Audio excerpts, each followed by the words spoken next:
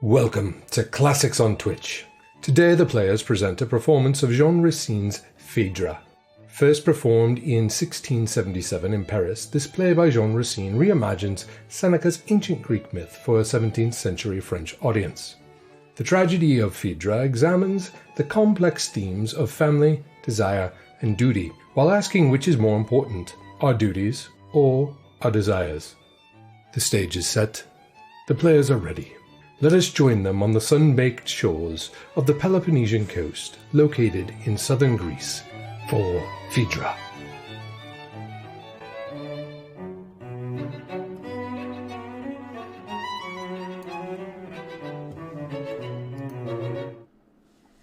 Good morning, everyone, and welcome back to Classics on Twitch. And today we have begin our look into what we're going to call what is called classical reception, the interpretation of classical history, Greek and Roman, through other people over the 2,000 years since the fall of Rome, effectively, give or take 100 or 3. But we're gonna go around, introduce each other, introduce ourselves. Wow, I need more caffeine this morning. Need more caffeine this morning. I have tea though, so it'll be good. We'll get started and then we'll kind of dive into the fun of Phaedra as seen through the eyes of a 17th century Frenchman. So, PB. Hi, I am PB from PB Plays Inside, and today I'm coming at you with more than 5 FPS, and I am very excited to be here.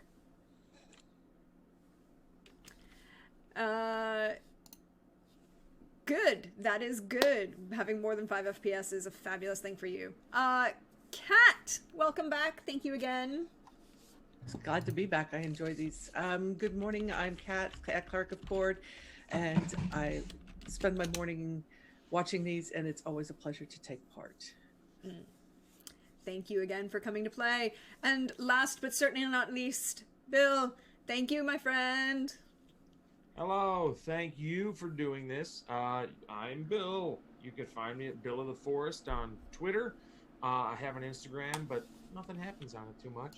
And I'm super stoked to do this because this is very, very fun during a dark time.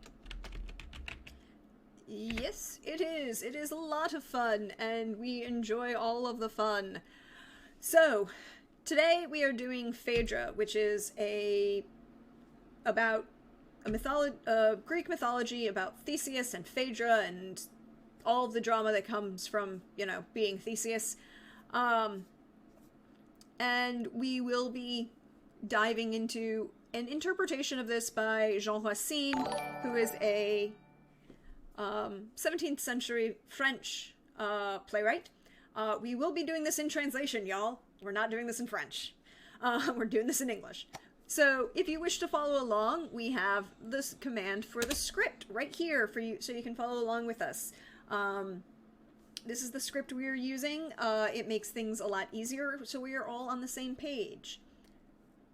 Also, these are all original texts based on ancient Greek myths, and sometimes those have very, shall we say,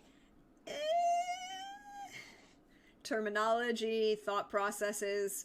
So we like to thank Bill, our friendly neighborhood William Shakespeare, for some of the slightly less than stellar choices that are in these scripts. But we don't edit them out. We do these live, and sometimes random things happen, but they are all good. So, let us get started. We are in Athens. Well, technically not in Athens. We are in Troezen, which is on the Peloponnesian coast, and we are going to see what happens in this town in the southern part of Greece as we enter into Phaedra. Openings, Act 1, Scene 1, enter Hippolytus, son of Theseus and Theramenes, Hippolytus's tutor. My mind is settled, dear Thermenes, and I can stay no more in lovely Troezen. In doubt that racks my soul with mortal anguish, I grow ashamed of such long idleness. 6 months and more my father has been gone, and what have befallen one so dear I know not, nor what corner of earth hides him. And where, Prince, will you look for him? Already to content you just alarm? Have I not crossed the seas on either side of Corinth, asked if aught were known of Theseus? Where Acheron is lost among the shades? Visited Elis, doubled Taenarus, and sailed into the sea that saw the fall of Icarus? Inspired with what new hope, under what favored skies think you to trace his footsteps? Who knows if the king, your father, wishes the secret of his absence known? Perchance, while we are trembling for his life, the hero calmly plots some fresh intrigue, and only waits till the deluded fare. Cease, dear Thermenes. Respect the name of Theseus. Youthful errors have been left behind, and no unworthy obstacle detains him. Phaedra long has fixed a heart inconstant once, nor need she fear a rival. In seeking him, I shall but do my duty, and leave a place I dare no longer see.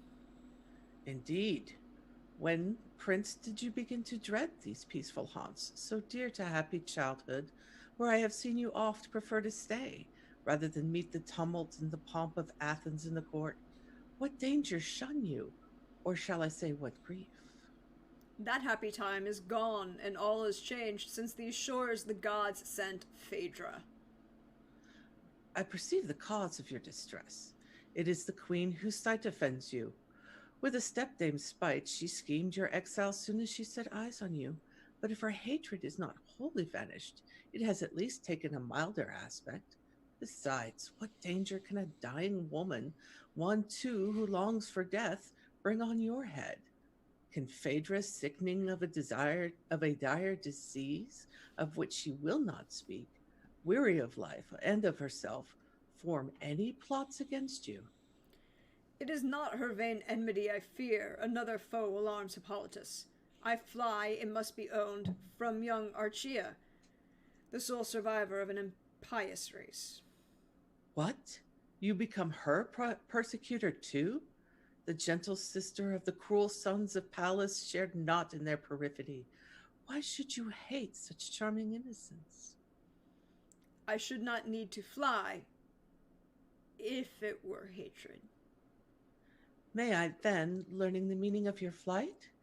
If this the proud Hippolytus I see, then whom there breathed no fiercer foe to love, and to that yoke which Theseus so oft endured? And can it be that Venus, scorned so long, will justify your sire at last? Has she then, setting you with other mortals, forced e'en Hippolytus to offer incense before her? Can you love? Friend, ask me not. You who have known my heart from infancy, and all its feelings of disdainful pride, spare me the shame of disavowing all that I professed. Born of an Amazon, the wildness that you wonder at I sucked with my mother's milk. When came to riper age, reason approved that nature had implanted. Sincerely bound to me by zealous service, you told me that then the story of my sire, and I know how oft attentive to your voice, I kindled when I heard his noble acts, as you described them, him bringing consolation to the mortals for the absence of Alcides, the highways cleared of monsters and of robbers, Procritius, Carrion, Scrio, Cineas slain, and the Epidaurian giants' bones dispersed, Crete reeking with the blood of the Minotaur. But when you told me of these glorious deeds, troth plighted here and there and everywhere, young Helen stolen from her home at Sparta, and the Propiadeers, Periopebia, Tears, and Salmnus, with many other trusting heart deceived, whose very names have escaped his memory, forsaken Ariadne to the rocks, complaining, last to this Phaedra, bound to him by bitter ties. You know what regret I heard, and urged you to cut short the tale. Happy had I been able to erase from my semblance that unworthy part of such a record. I, in turn, am I to made the slave of love and brought to stoop so low? The contemptible that no renown is mine, such as exalts the name of Theseus, that no monsters quelled have given me a right to share his weakness. And if my pride of heart must needs be humbled, Eritrea should have been the last to tame it. Was I beside myself to have forgotten eternal barriers of separation between us? By my father's stern command, her brethren's blood must ne'er be reinforced by sons of hers. He dreads a single shoot from stock so guilty, and would fain with her bury their name, that even to the tomb, content to be his ward, for her no torch of Hymen may be lit. Shall I espouse her rights against my sire, rashly provoke his wrath, and launch upon a mad career? The gods, dear prince, if once your hour is come, care little for the reasons that should guide us. Wishing to shut your eyes, Theseus unseals them. His hatred, stirring a rebellious flame within you, lends his enemy new charms. And, after all, why should a guiltless passion alarm you? Dare not say its sweetness, but rather a fastidious scruple. Fear you to stray where Hercules has wandered? What heart so stout that Venus has not vanquished? Where would you be yourself, so long her foe, had your own mother, constant in her scorn of love, ne'er glowed with tenderness for Theseus? What boots it to affect a pride you feel not? Confess it, all is changed. For some time past, you have been seldom seen with wild delight, urging the rapid car along the strand, or skillful in the art that Neptune taught, making the unbroken steed obey the bit. Less often have the woods returned our shouts. A secret burden on your spirits cast has dimmed your eye. How can I doubt you, love? Vainly would you conceal the fatal wound? Has not the fair Aricia touched your heart? Thermenes, I go to find my father. Will you not see the queen before you start, my prince? That is my purpose. You can tell her. Yes, I will see her. Duty bids me do it. But what new ill vexes her dear Onoe? Enter Ononone. Oh. Now I'm doing it. Onone. Alas, my lord, what grief was e'er like mine? The queen has almost touched the gates of death. Vainly, close I watch, I keep by day and night. E'en in my arms a secret malady slays her, and all her senses are disordered. Weary, yet restless from her couch, she rises, pants for the outer air, but bids me see that no one on her misery intrudes. She comes. Enough. She shall not be disturbed, nor be confronted with a face she hates. Enter Phaedra and Onone, as Hippolytus and Theamenes leave.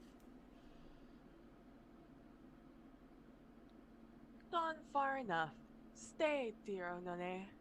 Strength fails me, and I needs must rest a while. My eyes are dazzled with this glaring light. So long unseen, my trembling knees refuse support. Ah, me. Would heaven that our tears might bring relief. Ah, how these cumbrous gods, these veils oppress me. What officious hand has tied these knots and gathered o'er my brow? These clustering coils, how all conspires to add to my distress. What is one moment wished, the next is irksome. Did you not just now, sick of inaction, bid us deck you out, and with your former energy recall the desire to go abroad and see the light of day once more? You see it, and would fain be hidden from the sunshine that you sought. Thou glorious author of a hapless race, whose daughter 'twas my mother's boast to be, who well mayst blush to see me in such plight, for the last time I come to look on thee, O son! What? Still you are in love with death? Shall I ne'er see you reconciled to life? Forgo these cruel accents of despair? Would I were seated in the forest shade? When may I follow with delighted eye? Through glorious dust, flying in full career, a chariot. Madam? Have I lost my senses? What said I? And where am I? Well, whither astray? Vain wishes? Ah, the gods have made me mad. I blush, Onone, and confusion covers my face, for I have let you see too clearly the shame of grief that my own despite overflows these eyes of mine. If you must blush, blush at a silence that inflames your woe. Resisting all my care, deaf to my voice, will you have no compassion on yourself, but let your life be ended in mid-course? What evil spell has drained its fountain dry? Thrice have the shades of night obscured the heavens, since sleep has entered through your eyes, and thrice the dawn has chased the darkness hence, since food passed your wan lips, and you are faint and languid. To what dread purpose is your heart inclined? How dare you make attempts upon your life, and so offend the gods who gave it to you? Prove false to Theseus in your marriage vows? Ay, and betray your most unhappy children, bending their necks yourself beneath the yoke. That day, be sure, which robs them of their mother, will give them high hopes back to the stranger's son, to that proud enemy of you and yours, to whom an Amazon gave birth. I mean Hippolytus. Ye gods, Ah, this reproach moves you. unhappy woman, to what gave your mouth utterance? Your wrath is just. 'Tis well that ill-omened name can rouse such rage. Then live. Let love and duty urge their claims.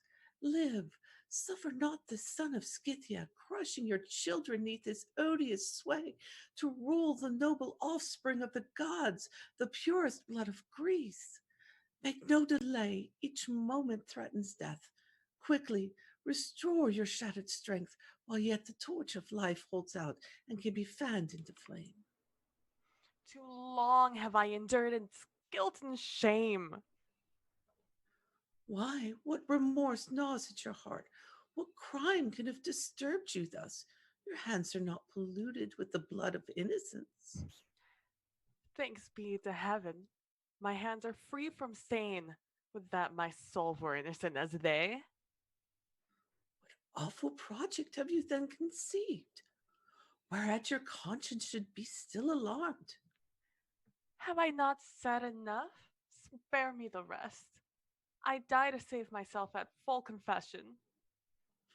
Die then, and keep a silence so inhuman, but seek some other hand to close your eyes. Though but a spark of life remains within you, my soul shall go before you to the shades. 1,000 roads are open thither. Pained at your want of confidence, I'll choose the shortest. Cruel one, when has my faith deceived you? Think how in my arms you lay, newborn. For you, my country, and my children I have forsaken.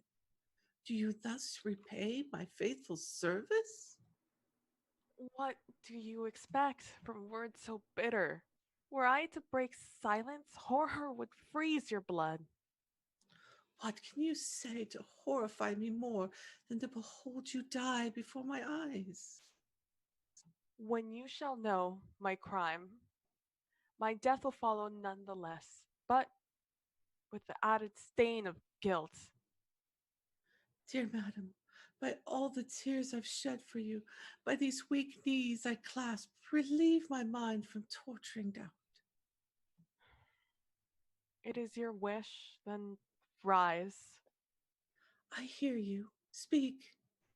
Heavens, how shall I begin? Dismiss vain fears. You wound me with distrust. O fatal animosity of Venus! Into what wild distraction did she cast my mother? Be they blotted from remembrance, and for all time to come buried in silence.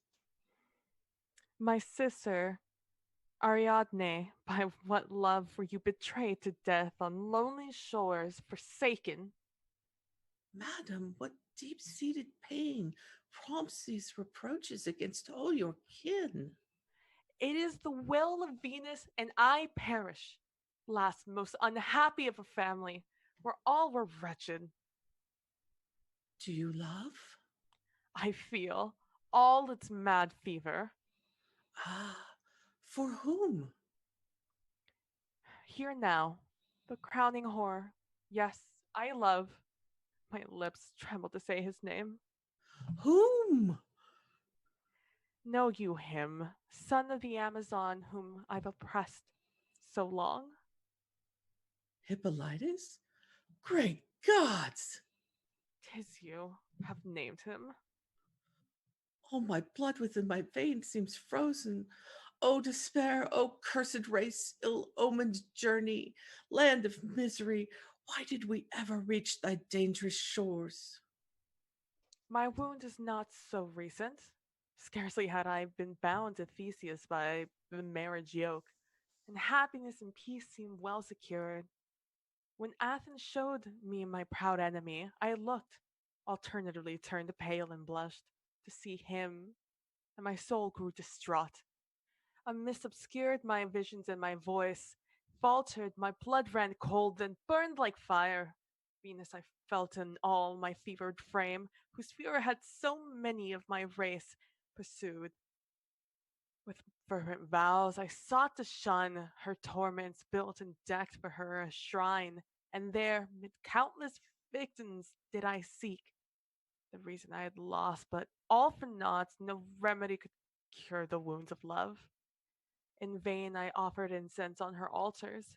When I invoked her name, my heart adored Hippolytus before me constantly, and when I made her altar smoke with victims, 'twas for a god whose name I dared not utter. I fled his presence everywhere, but found him, oh crowning horror, in his father's features. Against myself at last I raised revolt and stirred my courage up to persecute the enemy I loved. To banish him, I wore a step-dame's harsh and jealous carriage. With ceaseless cries I clamored for exile, till I had torn him from his father's arms. I breathed once more, Onone. In his absence, my days flowed on less trouble than before, and innocent. Submissive to my husband, I hid my grief in our fatal marriage, cherished the fruits. Vain caution, cruel fate, brought hither by my spouse himself. I saw again the enemy who I banished, and the old wounds quickly bled afresh. No longer is it love hid in my heart, but Venus in her might seizing her prey. I've conceived just terror for my crime. I hate my life, and hold my love in horror. Dying, I'd wish to keep my fame unsullied, and bury in the grave of guilty passion. But I've been unable to withstand tears and entreaties. I've told you all, content if only, as my end draws near, you do not vex me with unjust reproaches, nor with vain efforts seek to snatch from death the last faint lingering sparks of vital breath.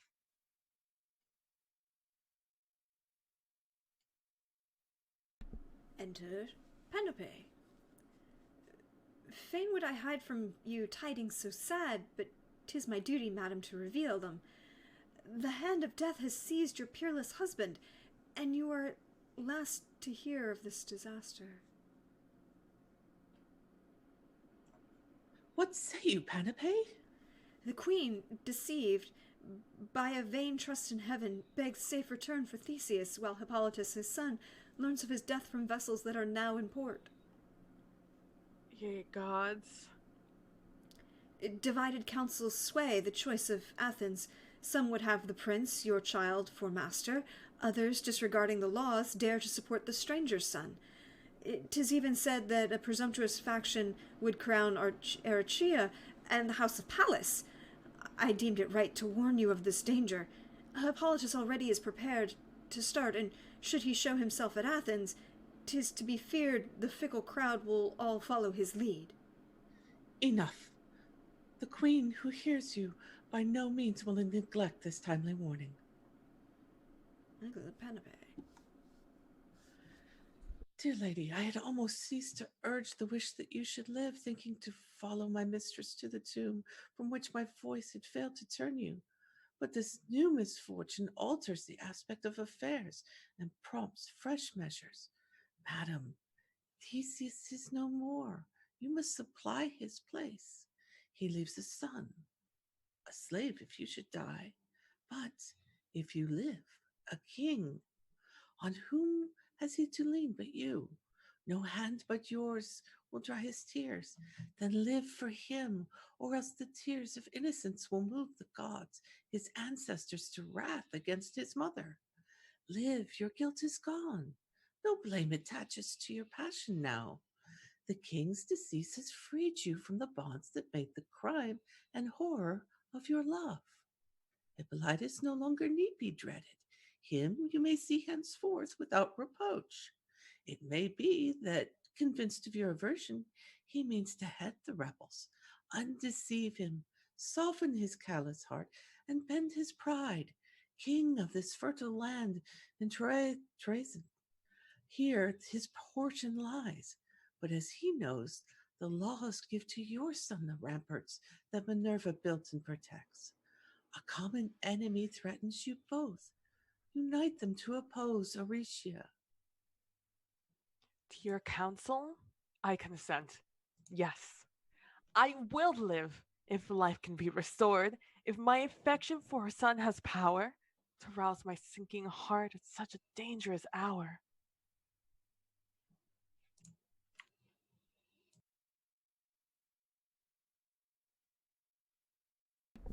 Act 2, a scene somewhere else with Arachia and Ismene, her friend.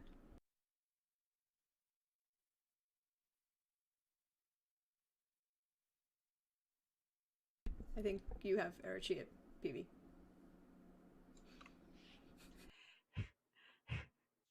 Hippolytus requests to see me here.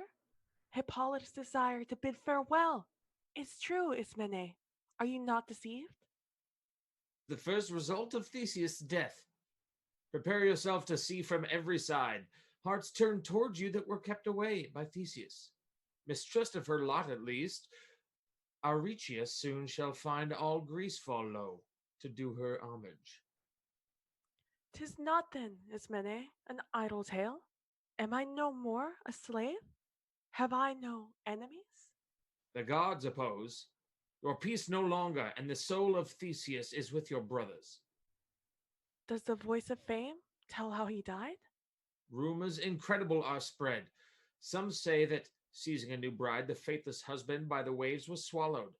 Others affirm, and this report prevails, that with Pirithous to the world below he went. He saw the shores of dark Coctus, showing himself alive to the pale ghosts, but that he could not leave these gloomy realms, which whoso enters there abides forever. Shall I believe that ere his destined hour a mortal may descend into the gulf of Hades? What attraction could overcome his terrors? He is dead, and you alone doubt it. The men of Athens mourn his loss. Troezen already hails Hippolytus as king, and Phaedra, fearing her son, asks counsel of the friends who share her trouble here in this place. Will Hippolytus, think you, prove kinder than his sire? Make light my change and pity my misfortunes?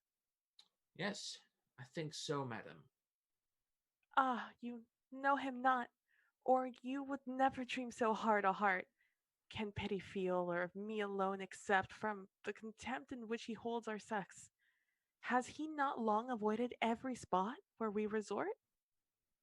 I know what tales are told of proud Hippolytus, but I have seen him near you, and have watched with curious eye how one esteemed so could bear himself. Little did his behavior correspond with what I looked for, and his face confusion appeared at your first glance. He could not turn his languid eyes away, but gazed on you. Love is a word that may offend his pride, but what the tongue disowns, looks can betray. How eagerly my heart hears what you say, though it may be delusion, dearest Mene. Did it seem possible to you, who know me, that I, sad sport of a relentless fate, fed upon bitter tears by night and day, could ever taste the maddening drought of love? The last frail offspring of a royal race, children of earth, I only have survived war's fury, cut off in the flower of youth, mown by the sword, 6 brothers I have lost. The hope of an illustrious house whose blood earth drank with sorrow, near akin to his, whom she herself produced. Since then, you know how through all Greece no heart has been allowed to sigh for me, lest by a sister's flame the brother's ashes be perchance rekindled. You know, besides with what disdain I viewed my conqueror's suspicions and precautions, and how opposed as I have ever been to love, I often think the king's injustice which happily confirmed my inclination. But then I have never beheld his son, not that attracted merely by the eye. I love him for his beauty and his grace, endowments which he owes to nature's bounty, charms which he seems to know not or to scorn. I love and prize him in riches more rare. The virtues of his sire without his faults I love, and I must own that generous pride which never has stooped beneath the amorous yoke. Phaedra reaps little glory from a lover so lavish in his sighs. I am too proud to share devotion with thousands others, or enter where the door is always open, but to make one who ne'er has stooped before, bend his proud neck to pierce a heart of stone, to bind a captive whom his chains astonish, who vainly against the pleasing yoke rebels, that piques my ardor, and I long for that. 'Twas easier to disarm the god of strength than this Hippolytus, where Hercules yielded so often to the eyes of beauty as to make triumph cheap. But, dearest Mene, I take too little heed of opposition beyond my power to quell, and you may hear me, humbled by sore defeat, upbraid the pride I now admire. What? Can he love, and I have the happiness to bend? He comes, yourself shall hear him.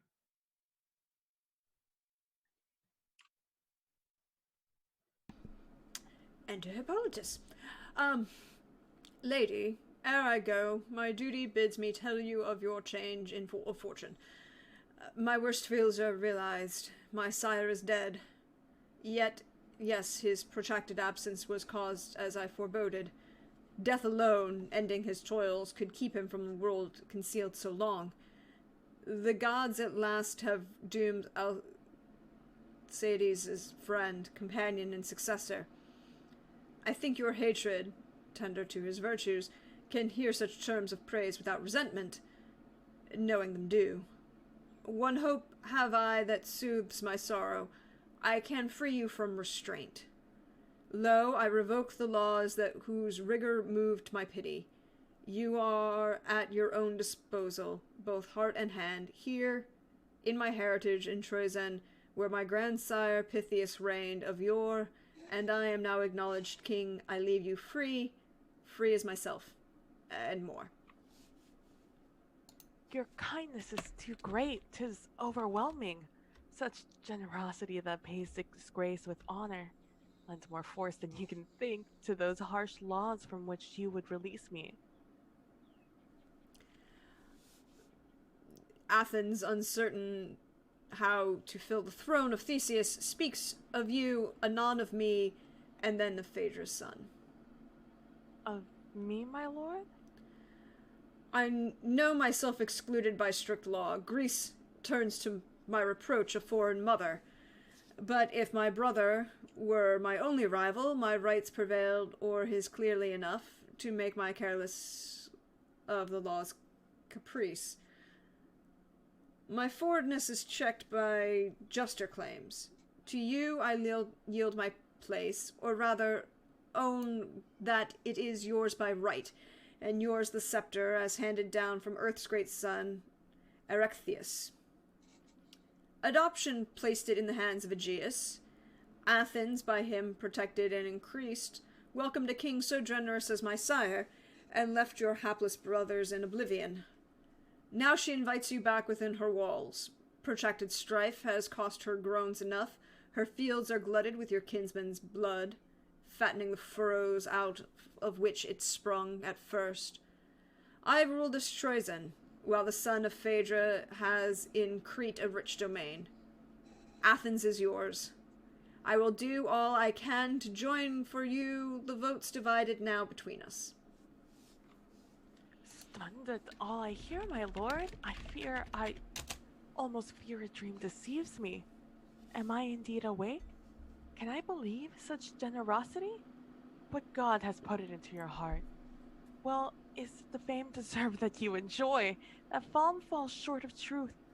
Would you for me prove traitor to yourself? Was it not boon enough never to hate me? So long to have abstained from harboring the enmity? To hate you? I? To hate you? However darkly my fierce pride was painted, do you suppose a monster gave me birth? What savage temper, what envenomed hatred would not be mollified at the sight of you? Could I resist the soul-bewitching charm? Why, what is this, sir? I have said too much. Not to say more. Prudence in vain resists the violence of passion. I have broken silence at last, and must tell you now the secret that my heart can no longer hold.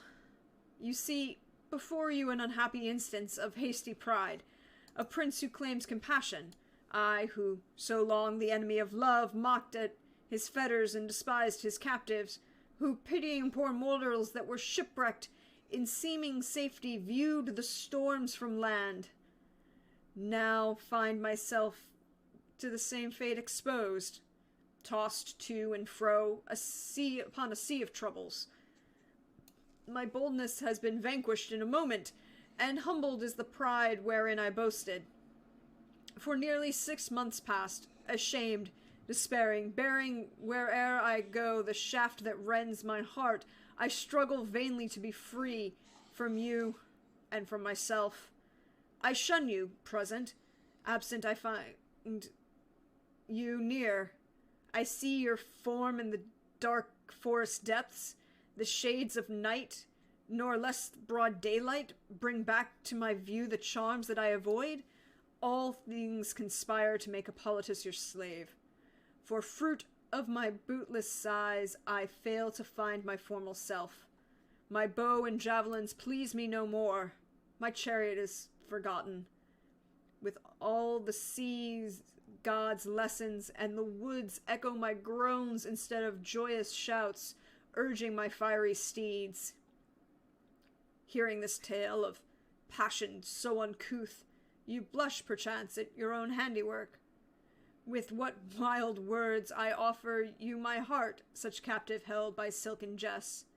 But dearer in your eyes should be the offering that this language comes strange to my lips. Reject not vows expressed so ill, which, but for you, had never been formed. Enter Thermenes. Prince, the queen comes. I herald her approach. 'Tis you she seeks. Me? What her thought may be, I know not, but I speak on her behalf. She would converse with you ere you go hence.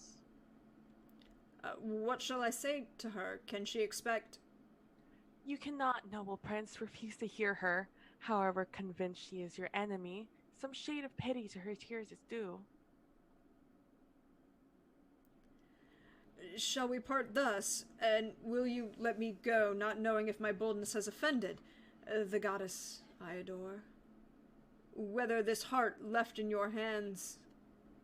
Go, prince. Pursue the schemes your generous soul dictates. Make Athens own my scepter.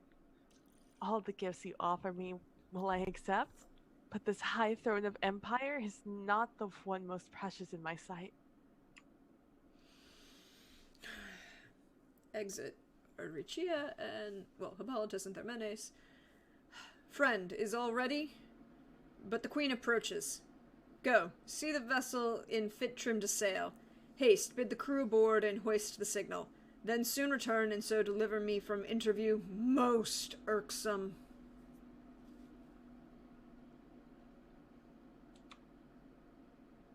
Enter Phaedra and Onene. There! I see him. My blood forgets to flow, my tongue to speak. What am I come to say? Think of your son, how all his hopes depend on you. I hear. You leave us in haste. I come to add. My tears hear distress, and for a son plead my alarm. No more has he a father, and at no distant day my son must witness my death. Already do 1,000 foes threaten his youth. You can only defend him, but in my secret heart remorse awakes, and fear lest I have shut your ears against his cries. I tremble lest your righteous anger visit on him here. Long the hatred earned by me, his mother. No such base resentment, madam, is mine. I cannot blame you, Prince. If you should hate me, I have injured you. So much you know, but cannot read my heart. To incur your enmity has been my name. The self-same borders could not hold us both. In public and in private I declared myself your foe, and found no peace till seas part us from each other. I forbade your very name to be pronounced before me. And yet, if punishment should be proportioned to the offense, if only hatred draws your hatred, never woman merited, no more pity, less deserved your enmity. A mother jealous of her children's rights seldom forgives the offspring of a wife who reigned before her. Harassing suspicions are common sequels of a second marriage. Of me would any other have been jealous, no less than you, perhaps more violent. Ah, Prince, how heaven has formed the general law made me exempt. Be that same heaven my witness, far indifferent is the trouble that devours me. This is no time for self-reproaches, madam. It may be that your husband still beholds the light, and heaven may grant him safe return, in answer to your prayers. His guardian god is Neptune, ne'er by him invoked in vain. He who has seen the mansions of the dead returns not thence, since to those gloomy shores Thetis is gone. 'Tis vain to hope that heaven may send him back. Prince, there is no release from Acheron's greedy maw, and yet, methinks, he lives and breathes in you. I see him still before me, and to speak to him I seem to speak my heart. Oh, I am mad. Do what I will, I cannot hide my passion. Yes, I see the strange effects of love. Theseus, though dead, seems present in your eyes, for in your soul there burns a constant flame. Ah, yes, for Theseus I language and I long, not as the shades have seen him, of 1,000 different forms. The fickle lover and of Pluto's bride, the would-be ravisher, but faithful, proud, even to a slight disdain with youthful charms, attracting every heart, as gods are painted, or like yourself. He had your mind, your eyes, spoke and could blush like you. Went to the Isle of Crete, my childhood's home. He crossed the waves, worthy to win the love of Minos' daughter. Oh, what were you doing then? Why did it gather the flower of grace and leave Hippolytus? Oh, why were you too young to have embarked on board the ship that brought thy sire to Crete? At your hands would the monster then have perished, despite the windings of his vast retreat. To guide your doubtful steps from the maze, my sister would have armed you with the clue. But no. Therein would Phaedra have forestalled her love, or would have first inspired me with a thought. And I would have been those whose timely aid had taught you all the labyrinth's crooked ways. What anxious care a life so dear had cost me. No thread has satisfied your lover's fears. I would myself have wished to lead the way and share the peril you were bound to face. Phaedra, with you would have explored the maze, with you emerged in safety, or have perished. Gods, what is this I hear? Have you forgotten that Theseus is my father and your husband? Why should you fancy I have lost remembrance thereof and am regardless of mine honor? Forgive me, madam. With a blush I own that I misconstrued words of innocence. For very long I cannot bear your sight longer. I go. Ah, cruel prince, too well. You understood me. I've said enough to save you from my stake. I love.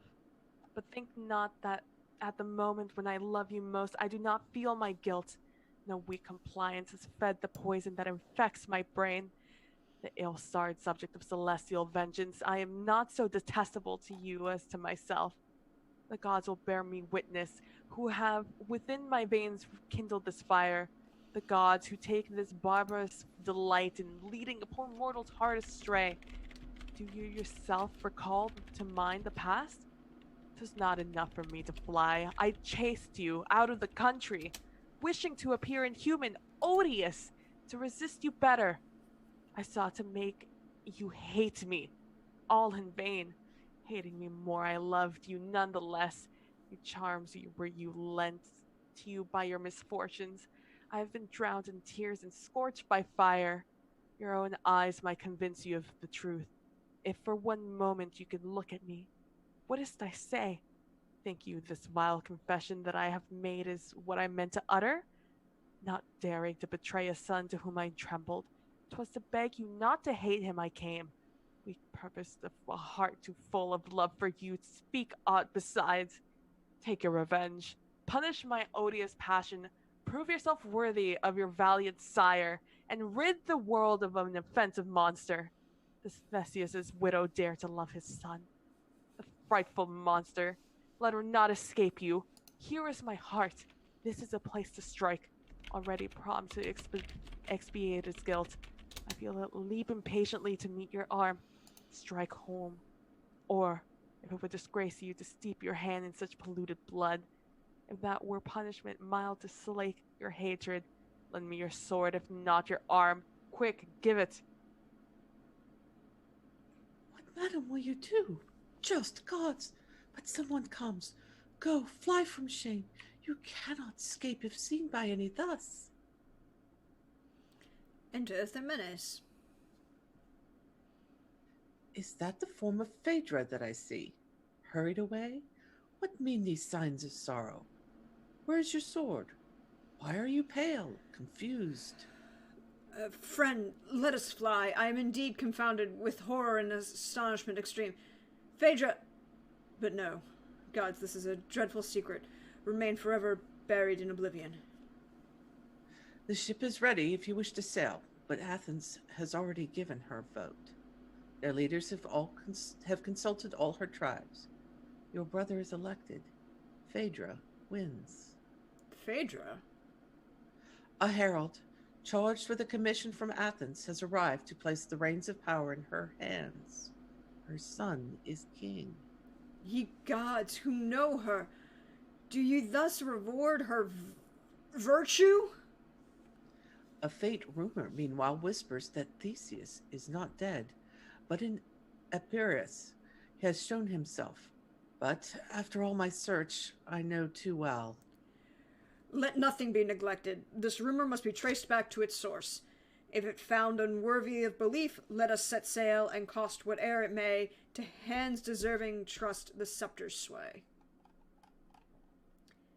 And with that conclusion of Act 2, we are going to take a brief intermission for us all. We then get into the height of drama for the fun times ahead. And the glory of doing these things virtually is there is no queue for the restroom or the concession stand. The concession stand is open and stocked with your variety of choice of beverage. Refresh yourselves, we shall do the same, and we'll be back in about 15 minutes. See you then, all.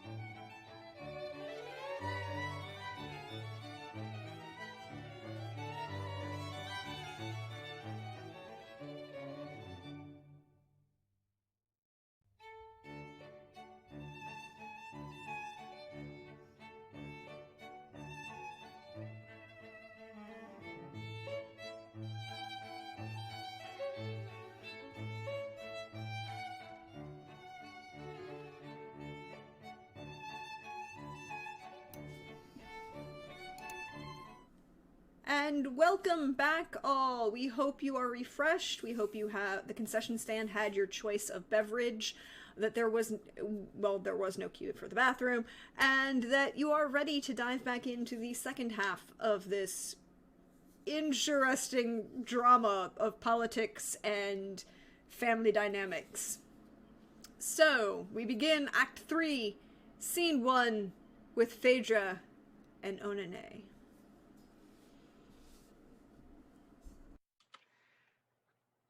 Let them take elsewhere the worthless honors they bring me. Why so urgent I should see them? What flattering balm can soothe my wounded heart? Far rather hide me, I've said too much. My madness has burst forth like streams in flood, and I've uttered what should have ne'er been reached his ears. Gods, how he heard me, how reluctant to catch my meaning, dull and cold as marble, and eager only for a quick retreat. How oft his blushes made my shame deeper. Why did you turn me from death I sought? Ah, when his sword was pointed to my bosom, did he grow pale, or try to snatch it from me? That I had touched it was enough for him to render it even forever horrible, leaving defilement on the other hand that it holds it. Thus, brooding on your bitter disappointment, you only fan a fire that must be stifled. Would it not be more worthy of the blood of Minos to find peace in nobler cares, and in defiance of a wretch who flies from what he hates, reign, mount the proffered throne? I reign! Shall I the rod of empire sway when reason reigns no longer over myself? When I have lost control of all my senses, and when neath a shameful yoke I scarce can breathe? When I am dying? Fly! I cannot leave him. Dare you not fly from him you dare to banish? The time for that is past. He knows my frenzy. I overstepped my bounds of modesty and blazoned forth my shame before his eyes. Hope stole into my heart against my will. Did you not rally my declining powers? Was it not you yourself recalled my soul when fluttering on my lips, and with your counsel lent me fresh life and told me I might love him? Blame me or blame me not for your misfortunes. Of what was I incapable to save you? But if your indignation e'er was roused by insult, can you pardon his contempt? How cruelly his eyes, severely fixed, surveyed you almost prostrate at his feet! How hateful then appeared his savage pride! Why did not Phaedra see him then as I beheld him? This proud mood that you resent may yield to time. The rudeness of the forest where he was bred, inured to rigorous laws, clings to him still. Love is a word he never had heard before. It may be his surprise stunned him, and too much vehemence was shown in all I said. Remember that his mother was a barbarian. Scythian though she was, she learned to love. He has for all the sex hatred intense. Then in his heart no rival shall ever reign. Your counsel comes too late, Onone. Serve my madness, not my reason. His heart is inaccessible to love. Let us attack him where he has more feeling. The charms of sovereignty appeared to touch him. He could not hide that he was drawn to Athens. His vessel's prows were thither turned already. All sail was set to scud before the breeze. Go you on my behalf to his ambition appeal, and let the prospect of the crown dazzle his eyes. The sacred diadem shall deck his brow, no higher honor mine than there to bind it. It shall be the power I cannot keep, and he shall teach my son how to rule men. It may not be he who will deign to be him a father. Son and mother he shall control. Thy every means to move him, your words will find more favor than can mine. Urge him with groans and tears, show Phaedra is dying, nor blushes the voice of supplication, and you is my last hope. I'll sanction all you say, and on the issue hangs my fate.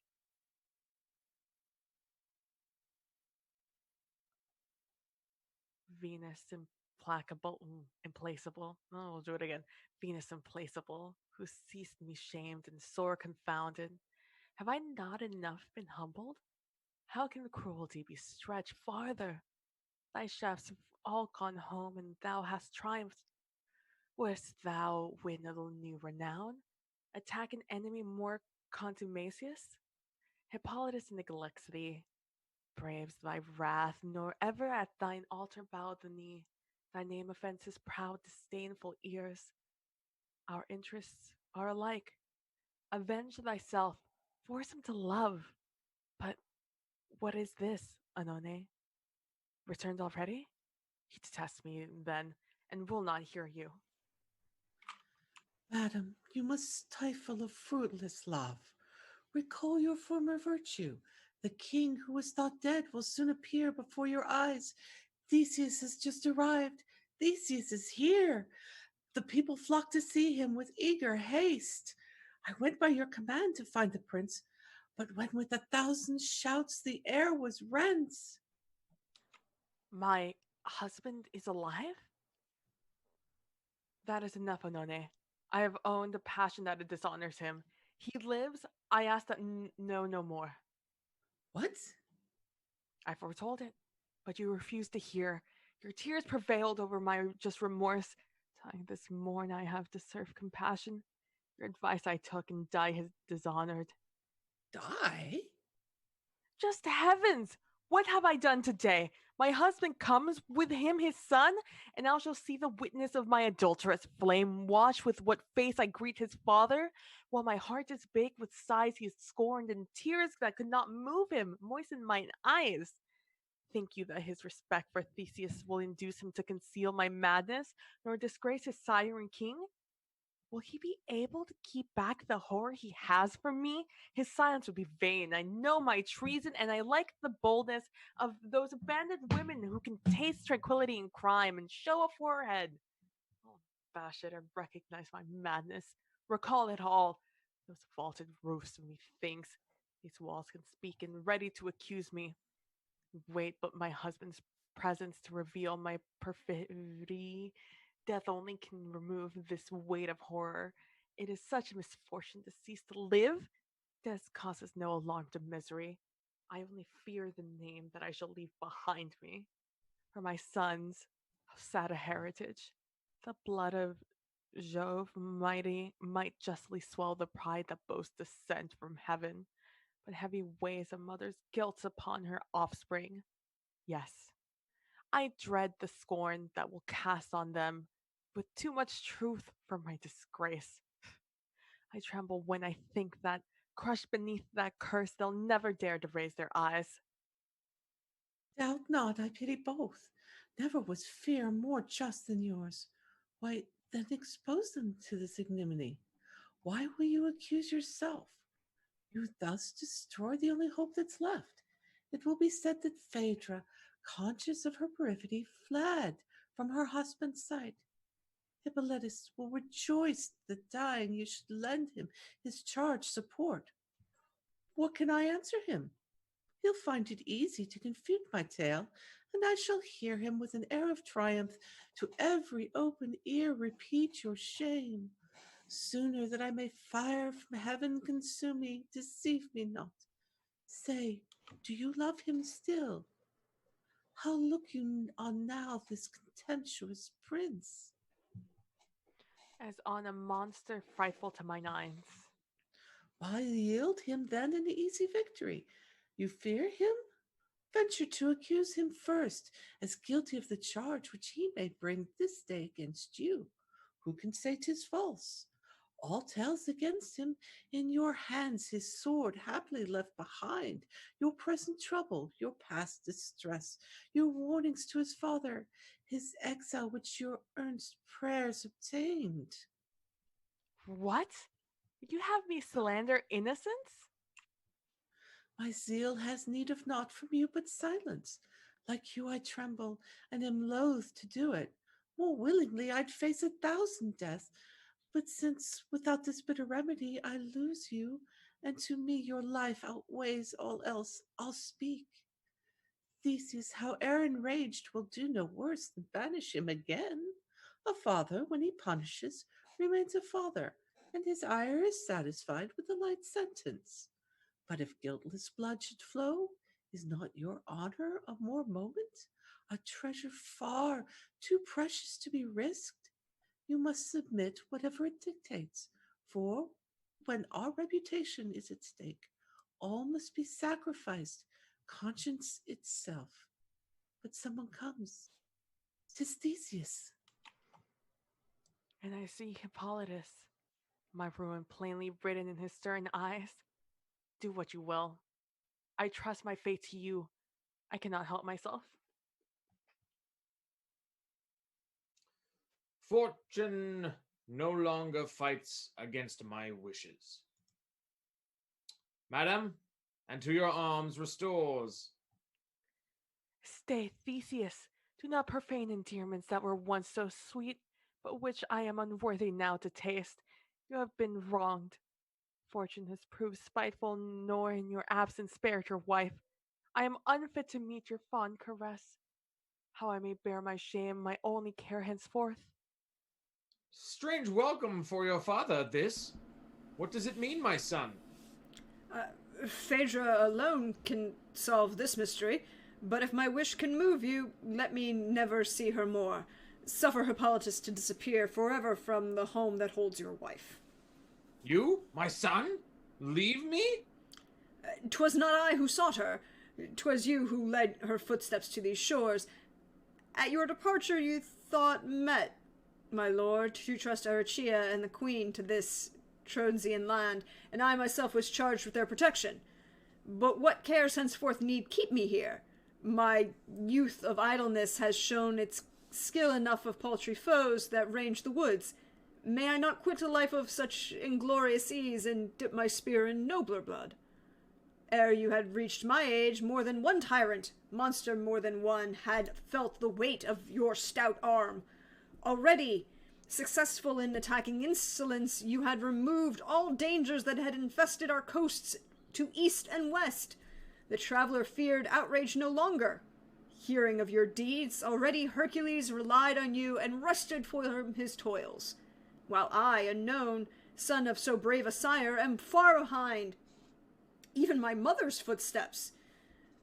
Let my courage have scope to act, and if some monster yet has escaped you, let me lay the glorious spoils down at your feet. Or let the memory of death faced nobly keep my name alive, and prove to all the world I was your son. Why, what is this? What terror has possessed my family to make them fly before me? If I return to find myself so feared, so little welcome, why did heaven release me from prison? My sole friend, misled by passion, was bent on robbing of his wife the tyrant who ruled Epirus. With regret, I lent the lover aid, but fate had made us blind. Myself as well as him. The tyrant seized me defenseless and unarmed. Piteous, I saw tears cast forth to be devoured by savage beasts that lapped the blood of men. Myself in gloomy caverns he enclosed, deep in the bowels of the earth, and nigh to Pluto's realms. 6 months I lay here, heaven had pity, and I escaped the watchful eyes that guarded me. Then did I purge the world of a foul foe, and he himself has fed his monsters. But when, with expectant joy to all that I most precious I draw near of what the gods have left me, when my soul looks for full satisfaction in a sight so dear, my only welcome is a shudder, embrace, rejected, and a hasty flight. Inspiring, as I clearly do, such terror, would I were still a prisoner in Epirus? Phaedra complains that I have suffered outrage. Who has betrayed me? Speak! Was I not avenged? His Greece, to whom mine arm so oft brought useful aid, sheltered the criminal? You make no answer. Is my son, mine own dear son, confederate with mine enemies? I'll enter. The suspense is overwhelming. I'll learn at once the culprit and the crime, and Phaedra must explain her troubled state. Enter their Menenies. What do these words portend, which seemed to freeze my very blood? Will Phaedra in her frenzy accuse herself and seal her own destruction? What will the king say? Gods, what fatal poison has love spread over all his house? Myself full of fire, his hatred disapproves. What changed he finds me from the son he knew?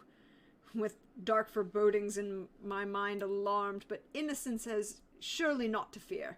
Come, let us go, and in some other place consider how I may move my sire to tenderness, and tell him of a flame vexed but not vanquished by a father's blame. Ah, what is this I hear? Presumptuous traitor! And would he have disgraced his father's honor? With what relentless footsteps fate pursues me? Whither I go, I know not, nor where know I am. O kind affection ill-repaid, audacious scheme, abominable thought! To reach the object of his foul desire, the wretched disdained not to use violence. I know this sword that served him in his fury, the sword I gave him for a nobler use. Could not the sacred ties of blood restrain him? And Phaedra, was she loath to have him punished? She held her tongue. Was that to spare the culprit? Nay, but to spare a most unhappy father, overwhelmed with shame that her eyes should have kindled so infamous flame, and prompted him to a crime so heinous. Phaedra would have died. I saw her raise her arm and ran to save her. To me alone you owe it that she lives, and in my pity both for her and you, have I against my will interpreted her tears. The traitor! He might well turn pale. 'Twas fear that made him tremble when he saw me. I was astonished that he showed no pleasure. His frigid greeting chilled my tenderness. But was this guilty passion that devours him declared already, ere I banished him from Athens? Sire, remember how the queen urged you. Illicit love caused all her hatred. And then thus fire broke out? Again? At Trozen? Sir, I have told you all. Too long the queen has been allowed to bear her grief alone. Let me now leave you to attend to her. Ah, there he is. Great gods, that noble men might well deceive an eye less fond than mine. Why should the sacred stamp of virtue gleam upon the forehead of an impious wretch?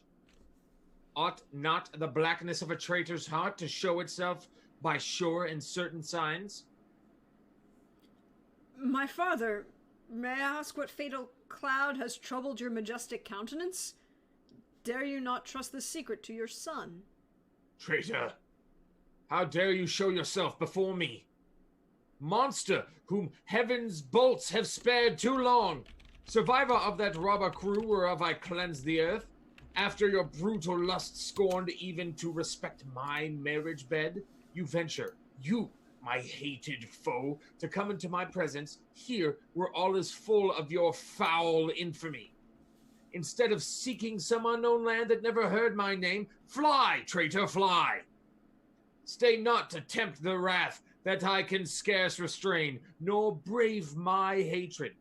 Disgrace enough I have incurred forever in being father of so vile a son. Without your death staining indelibly the glorious record of my noble deeds fly, and unless you, with quick punishment to add you to the criminals cut off by me, take heed this sun that lights us now, ne'er sees you more set afoot upon this soil. I'll tell you once again, fly, haste, return not, rid all my realms of your atrocious presence. To thee, great Neptune, I appeal if erst cleared thy stores of foul assassins. Recall thy promise to reward these efforts, crowned with success by granting my first prayer. Confined for long in close captivity, I have not yet called on thy powerful aid. Sparing to use the valued privilege till at mine utmost need, the time is come, I ask thee now, avenge a wretched father. I leave this traitor to thy wrath. In blood, quench his outrageous fires, and by the fury Theseus will estimate thy favor towards him. Phaedra accuses me of lawless passion? This crowning horror all my soul confounds. Such unexpected blows falling at once o'erwhelm me, choke my utterance, strike me dumb. Traitor, you reckoned it that in timid silence Phaedra would bury your brutality. You should not have abandoned in your flight the sword that in her hands helps to condemn you, or rather, to complete your perfidy. You should have robbed her both of speech and life. Justly indignant at a lie so black, I might be pardoned if I told the truth. But it concerns your honor to conceal it. Above the reference that shuts my mouth, and without wishing to increase your woes, examine closely what my life has been. Great crimes are never single, they are linked to former faults. He who has transgressed may violate at least all that men hold most sacred. Vice, like virtue, has degrees of progress. Innocence was never seen to sink at once in the lowest depths of guilt. No virtuous man can in day turn traitor, murderer, or an incestuous wretch. The nursling of a chaste, heroic mother, I was not proved unworthy of my birth. Pythias, whose wisdom is all but esteemed, deigned to instruct me when I left her hands. It is no wish of mine to vaunt my merits, but if I may claim to any virtue, I think beyond all else I have displayed abhorrence of those sins with which I am charged. For this Hippolytus is known in Greece, so continent that he is deemed austere. All know my abstinence inflexible. The daylight is not purer than my heart. How then could I, burning with fire, profane? Yes, dastard. 'Tis that very pride condemns you.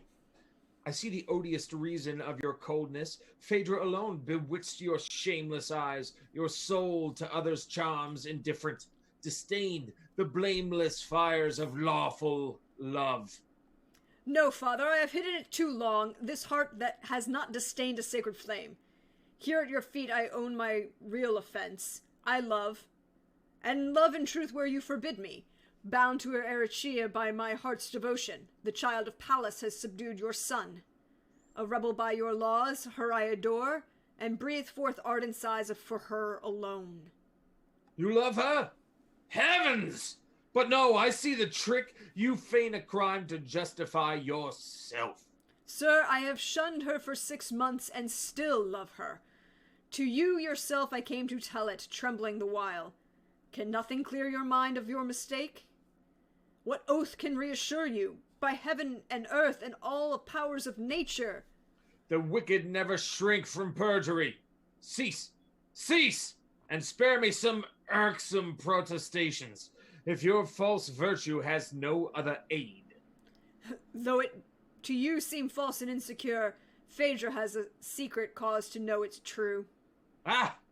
How your shamelessness excites my wrath! What is my term in place of banishment?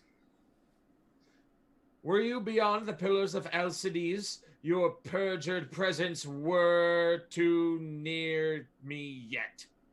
What friends will pity me when you forsake and think me guilty of a crime so vile? Go! Look you out for friends who hold in honor adultery and clap their hands at incest. Lo, lawless traitors steeped in infamy, the fit protectors of a knave like you. Are incest and adultery the words you cast at me? I hold my tongue. Yet think what mother Phaedra had. Too well you know her blood, not mine, is tainted with these horrors. What? Does your rage before my eyes lose all restraint? For the last time, out of my sight, hence, traitor! Wait not till a father's wrath forth thee away mid-general execration. Exit Hippolytus. Theseus, alone. Wretch! Thou must meet inevitable ruin. Neptune has sworn by Styx to gods themselves a dreadful oath, and he will execute his promise. Thou canst not escape his vengeance. I love thee, and in spite of thine offense, my heart is troubled by anticipation for thee. But thou hast earned thy doom too well. Had father ever greater cause for rage? Just gods who see the grief that overwhelms me. Why was I cursed with such a wicked son? Enter Phaedra. My lord, I come to you filled with just dread. Your voice raised high in anger reached mine ears, and much I fear the deeds have followed threats. Oh, if there is yet time, spare your own offspring. Respect your race and blood. I do beseech you. Let me not hear the blood cry from the ground. Save me the horror and perpetual pain of having caused his father's hand to shed it. No, madam. From that stain my hand is free. But for all that, the wretch does not escape me. The hand of an immortal now is charged with his destruction. 'Tis a bet that Neptune owes me, and you shall be avenged. A debt? Owed you? Prayers made in anger. Never fear that they will fall. Rather join yours to mine in all their blackness, paint for me his crimes, and fan my tardy passion to white heat. But yet you know not all his infamy. His rage against you overflows in slanders. Your mouth, he says, is full of deceit. He says, Aricia has his heart and foul, that her alone he loves. Aricia? Aye. He said it to my face, an idle pretext, a trick that gulls me not. Let us hope Neptune will do him speedy justice. To his altars I go to urge performance of his oaths. Phaedra alone. Ah, he is gone. What tidings struck mine eyes? What fire, half smothered in my heart, revives? What fatal stroke falls like a thunderbolt, stung by remorse that would not let me rest? I tore myself out of Onone's arms and flew to help Hippolytus with all my soul and strength. Who knows if that repentance might not have moved me to accuse myself? And if my voice had not been choked with shame, perhaps I had confessed the frightful truth Hippolytus can feel, but not for me. Aricia has his heart, his plighted troth. Ye gods, when deaf to all my sighs and tears, he armed his eye with scorn, his brows with threat. I deemed his heart impregnable to love, was forfeited against all my sex alike, and yet another has prevailed to tame his pride, another has secured his favor. Perhaps he has a heart easily melted. Am I the only one he cannot bear? And I shall charge myself with his defense? Enter Onone. No, you, dear nurse. What have I learned just now? No, but I come in truth with trembling limbs. I dreaded with what purpose you went forth. The fear of fatal madness made me pale. Who would have thought it, nurse? I had a rival. A rival? Yes, he loves. I cannot doubt it. This wild, untamable Hippolytus, who scorned to be admired, whom lover sighs wearied, this tiger whom I fear to rouse, fawns on a hand that has subdued his pride. Aricia has found entrance to his heart. Aricia? Ah, anguish is yet untried. For what new tortures am I still reserved? All I have undergone transports of passion, longings, and fears, the horrors of remorse, the shame of being spurned with contumely, were feeble foretastes of my present torments. They love each other. By what secret charm have they deceived me? Where and when and how met they? You knew it all. Why was I cozened? You never told me of those sullen hours of amorous converse. Have they oft been seen talking together? Did they seek the shades of thickest woods? Alas, full freedom had they to see each other. Heaven approved their sighs. They loved without the consciousness of guilt, and every morning sun for them shunned clear, while I, an outcast from the face of nature, shunned the bright day and sought to hide myself. Death was the only god whose aid I dared to ask. I waited for the grave's release, watered with tears, nourished with gall. My woe was all too closely watched. I did not dare to weep without restraint and mortal dread. Tasting this dangerous solace, I disguised my terror beneath a tranquil countenance, and oft I had to check my tears and smile. What fruit will they enjoy of their vain love? They will not see each other more. That love will last forever. Even while I speak, oh, fatal thought, they laugh to scorn the madness of my distracted heart. In spite of exile that soon must part them with 1,000 oaths, they seal yet closer union. Can I suffer a happiness, Anone, which insults me? I crave your pity. She must be destroyed. My husband's wrath against the hateful stock shall be revived, nor must the punishment be light. The sister's guilt passes to brothers. I will entreat him in my jealous rage. What am I saying? Have I lost my senses? Is Phaedra jealous? And will she implore Theseus' help? My husband lives, and yet I burn. For whom? Whose heart is this I claim as mine? At every word I say, my hair stands up with horror. Guilt henceforth has passed all bounds. Hypocrisy and incest breathe at once through all. My murderous hands are ready to spill the blood of guileless innocence. Do I yet live? Wretch that I am, and dare to face this holy son from whom I spring. My father's sire was king of all gods. My ancestors fill all the universe. Where can I hide? In the dark realms of Pluto. But there, my father holds the fatal urn.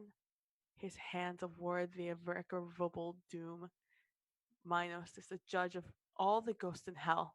Ah, how his awful shade will start and shudder when he shall see his daughter brought before him, forced to confess sins of such very die, crimes it may be known to hell itself. What wilt thou say, my father, at a sight so dire? I think I see thee drop the urn, and seeking some unheard of punishment, thyself become my executioner. Spare me. A cruel goddess has destroyed thy race, and in my madness recognize her wrath.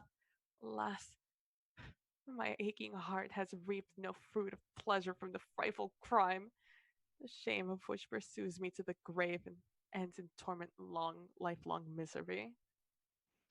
Oh, madam, pray dismiss a groundless dread. Look less severely on a venial error. You love. You cannot conquer destiny. You were drawn on as by a fatal charm. Is that a marvel without precedence among us?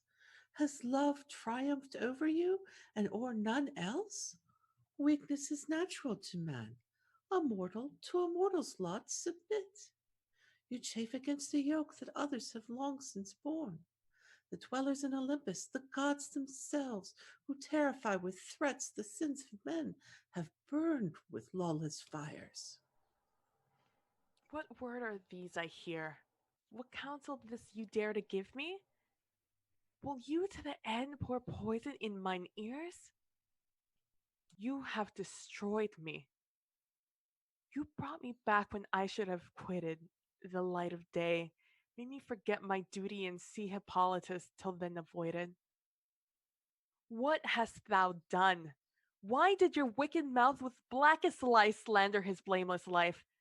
Perhaps you've slain him, and the impious prayer of an unfeeling father has been answered. No, not another word. Go, hateful monster, away and leave me to my piteous fate.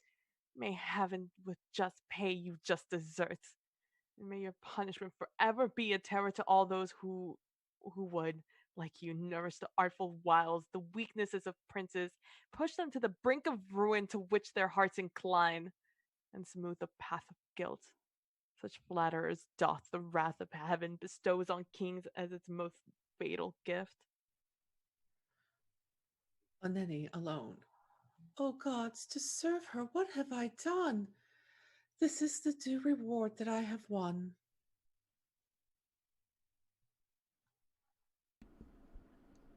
enter Hippolytus and Archia.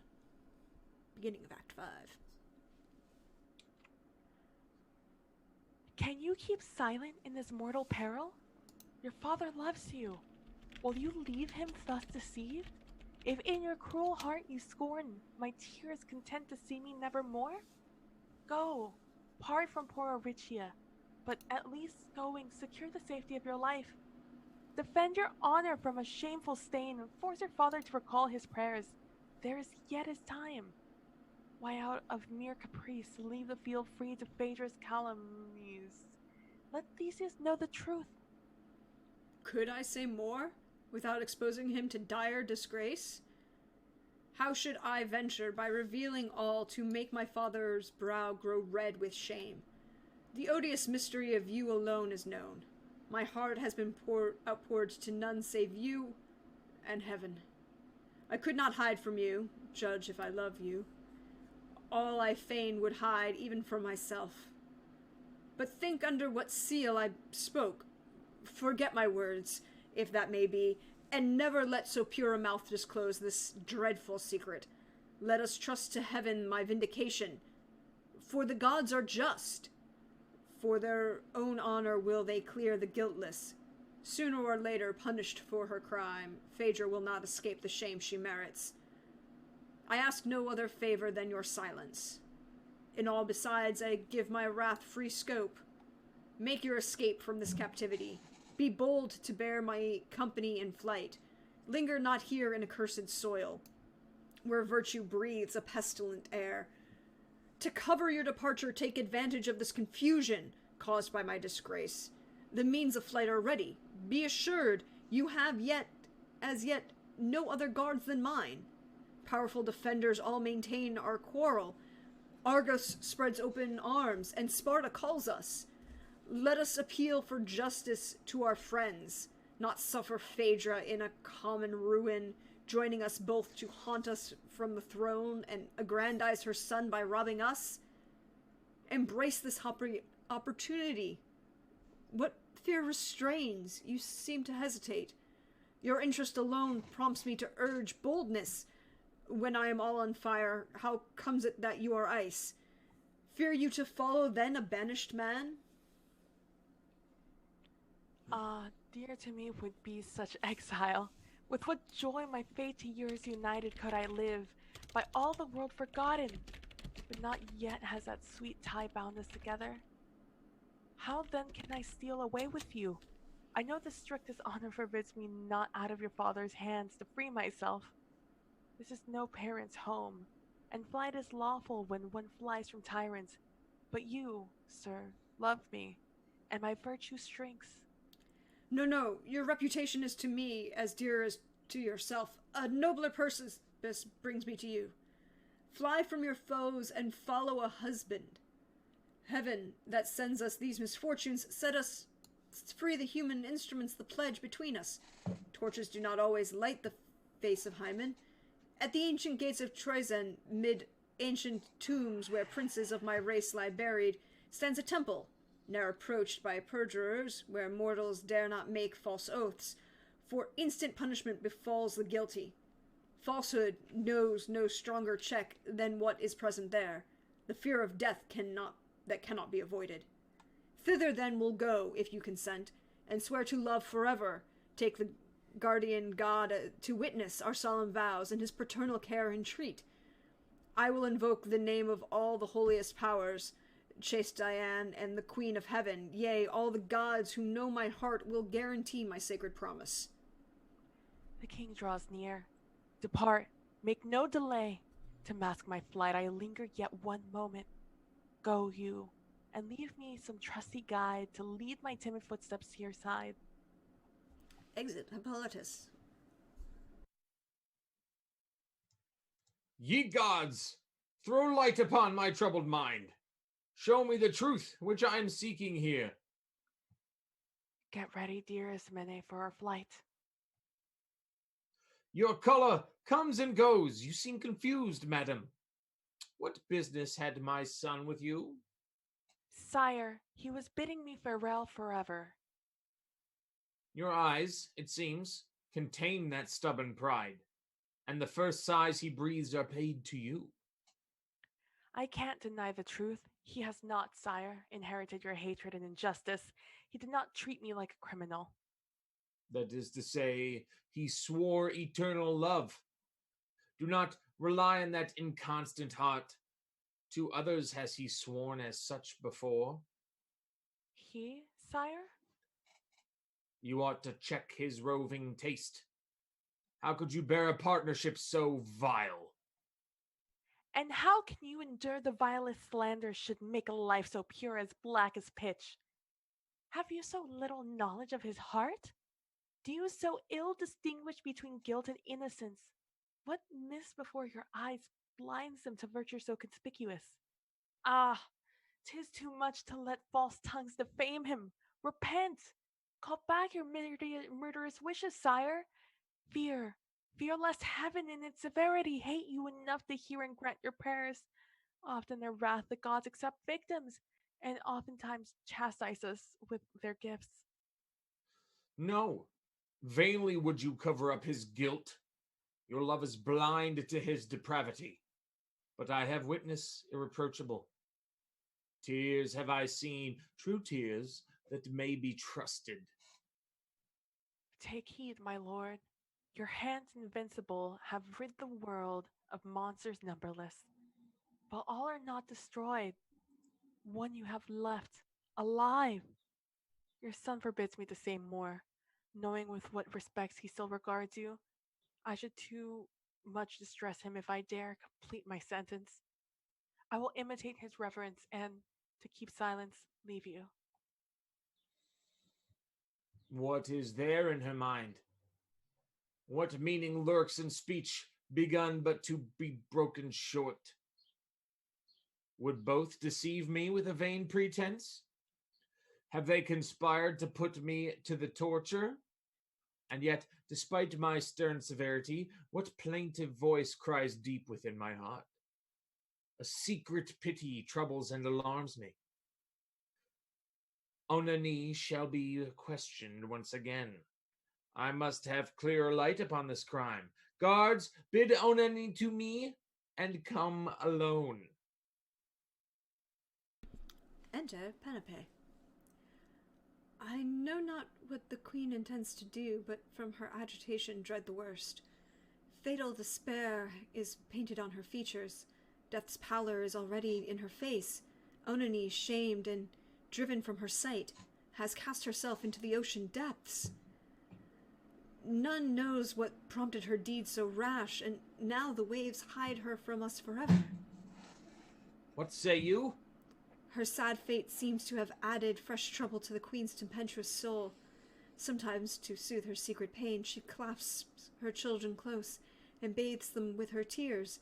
Then suddenly, the mother's love forgotten, she thrusts them for her with a look of horror. She wanders to and fro with doubtful steps. Her vacant eye no longer knows us. Thrice she wrote, and thrice did she, changing her mind, destroy the letter 'twas well begun. Vouchsafe to see, sire, vouchsafe to help her? Heavens! Is Onani dead? And Phaedra bent on dying too? Oh, call me back my son! Let him defend himself! And I am ready to hear him. Be not hasty to bestow thy fatal bounty, Neptune. Let my prayers rather remain ever unheard. Too soon I lifted my cruel hands, believing lips that may have lied. Ah, what despair may follow. Peloponnese, isn't thou? Where is my son? I gave him to thy charge from tenderest childhood. But whence these tears that overflow thine eyes? How is it with my son? Concern too late. Affection vain. Hippolytus is dead. Gods! Is dead. I have seen the flower of all mankind cut off, and I am bold to say that none deserved it less. What? My son dead? When I was stretching out my arms to him, has heaven hastened his end? What was this sudden stroke? Scarce had we passed out of the gates of Trajan, he silent in his chariot, and his guards downcast and silent too around him ranged. To the Mysian road he turned his steeds, then, lost in thought, allowed the reins to lie loose upon their backs. His noble chargers, erst so full of ardor to obey his voice, with head depressed and melancholy eye, seemed now to mark his sadness and to share it. A frightful cry that issues from the deep with sudden discord rends the troubled air. And from the bosom of the earth a groan is heard in answer to that voice of terror. Our blood is frozen at our very hearts. With bristling manes the listening steeds stand still. Meanwhile, upon the watery plain there rises a mountain billow with a mighty crest of foam that shoreward rolls, and as it breaks before our eyes vomits forth a furious monster. With formidable horns its brow is armed, and all its bloody clothed with yellow scales. In front a savage bull, behind a dragon, turning and twisting in impatient rage. Its long continued bellowings make the shore tremble. The sky seems horror struck to see it. The earth with terror quakes. Its poisonous breath infects the air. The wave that brought it ebbs in fear. All fly, forgetful of the courage that cannot aid, and in a neighboring temple take refuge. All save bold Hippolytus. I will get this right at one point. A hero's worthy son, he stays his steeds, seizes his darts, and rushing forward hurls a missile with sure aim that wounds the monster deep in the flank. With rage and pain it springs e'en to the horse's feet, and roaring falls, writhes in the dust, and shows a fiery throat that covers them with flames, and blood, and smoke. Fear lends them wings, deaf to his voice for once, and heedless of the curb they onward fly. Their masters waste his strength in efforts vain. With foam and blood each courser's bit is red. Some say a god, amid this wild disorder, was seen with goads pricking their dusty flanks. O'er jagged rocks they rush, urged on by terror. Crash goes the axle-tree. Thy intrepid youth sees his car broken up, flying to pieces. He falls himself entangled in the reins. Pardon my grief. That cruel spectacle will be for me a source of endless tears. I saw this hapless son, I saw him, sire, dragged by the horses that his hands had fed, powerless to check their fierce career, his voice but adding to their fright, his body soon one mass of wounds. Our cries of anguish fill the plain. At last they slacken their swift pace and stop, not far from those old tombs that mark where lie the ashes of his royal sires. Panting I thither run, and after me his guard, along the track stained with fresh blood that reddens all the rocks. Caught in the briars, locks of his hair hang dripping, gory spoils. I come, I call him. Stretching forth his hand, he opens his dying eyes, soon closed again. Thy gods have robbed me of a guiltless life, I hear him say. Take care of Satiricia when I am dead. Dear friend, if e'er my father mourned undeceived his son's unhappy fate, falsely accused, to give my spirit peace, tell him to treat his captive tenderly and to restore. With that the hero's breath fails, and a mangled corpse lies in my arms, a piteous object, trophy of the wrath of heaven. So changed his father would not know him.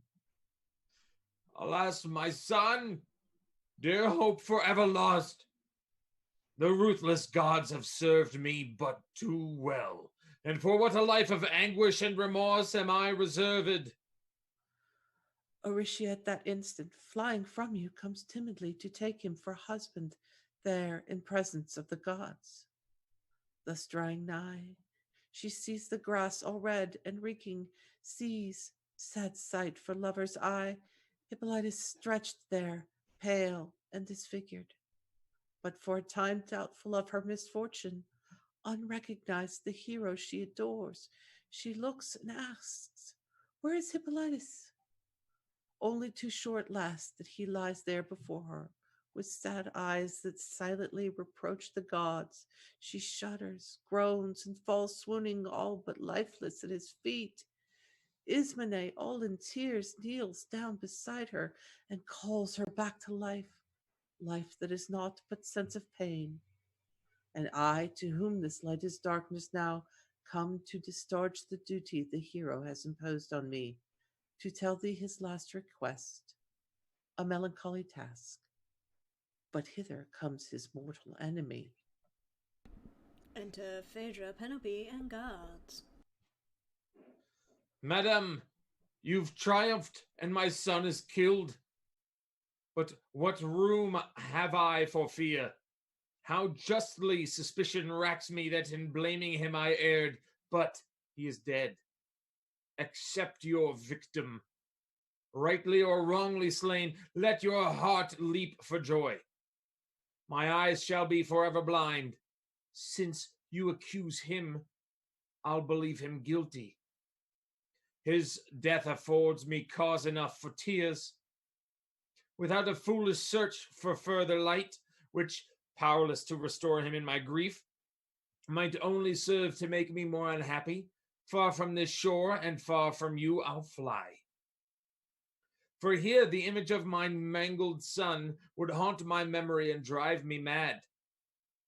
From the whole world I fain would banish me, for all the world seems to rise up in judgment against me, and my very glory waits my punishment. For were my name less known, 'twere easier to hide me. All the favors the gods have granted me, I mourn and hate.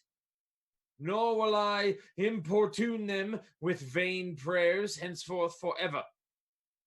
Give me what they may, what they have taken will all else outweigh. Theseus, I cannot hear you and keep silence. I must repair the wrong that he has suffered. Your son was innocent. Unhappy father! And it was on your word that I condemned him! Think you such cruelty can be excused? Moments to me are precious. Hear me, Theseus. 'Twas I who cast an eye of lawless passion on chaste and dutiful Hippolytus. Heaven in my bosom kindled baleful fire, and vile Anenes cunning did the rest. She feared Hippolytus, knowing my madness, would make that passion known which she regarded with horror. So advantage of my weakness she took, and hastened to accuse him first, for that she has been punished too mildly. Seeking to shun my wrath, she cast herself beneath the waves. The sword ere now had cut my thread of life, but slandered innocence made its cry heard, and I resolved to die in a more lingering way, confessing first my penitence to you. A poison brought to Athens by Medea, run through my veins, already in my heart the venom works, infusing there a strange and fatal chill. Already, as though thickening mist I see, the spouse to whom my presence is an outrage. Death from mine eyes, veiling the light of heaven, restores its purity that defiled me. She dies, my lord. Would that her memory of her disgraceful deed could perish with her. Disabused too late. Come, let us go, and with the blood of mine unhappy son mingle our tears, clasping his dear remains. In deep repentance for a prayer detested, let him be honored as well as he deserves, and to appease his sore offended ghosts, be her near kinsman's guilt, whatever it may, and Aricia shall be held my daughter from today. And fall curtain. Yay! Hey! I was just trying to help. Onani, stop helping! Just stop. This is what happens. Well, all, thank you yet again for coming to join us on yet another wonderful Classics on Twitch. Thank you so much. We'll go around, and I'll go last, and we'll let everybody plug whatever they want to plug, talk about whatever they want to do, all of the fun things. Bill, you're up first. I am first. PB, it was awesome reading with you. This was so much fun. Yeah, great play. This 5 acts goes a lot faster than what was Richard Thursday? III? Richard III. God, this was much more fun. In terms of length of time, quality still up there. I'm gonna stop talking. If you want to follow me, you can follow me at Bill of the Forest. I had so much fun. Thank you, Crax. Yes. Also, everybody go follow him because he is wonderful and fun, and I get to hang out with you tomorrow on Greg Tales from the Grim For the Witcher. for Witcher fun. Do you have Simbarum tonight? Yeah. Yep. Okay, so go watch Bill not die in Simbarum. On WebDM, it's Simbarum. I still might die. It's pretty metal. It's pretty hardcore system. Yeah, I can believe that. And then thank you again for coming. Kat. Hey, I'm Kat. I'm at Clerk of Court Prax. You know, I love these. These are so much fun. Bill, always a pleasure. Always a pleasure. PB, good to see you again. I love it. You nailed it. Phaedra was just sorry. My bad. And well, Anemone's bad. What can I say? She's trying to help.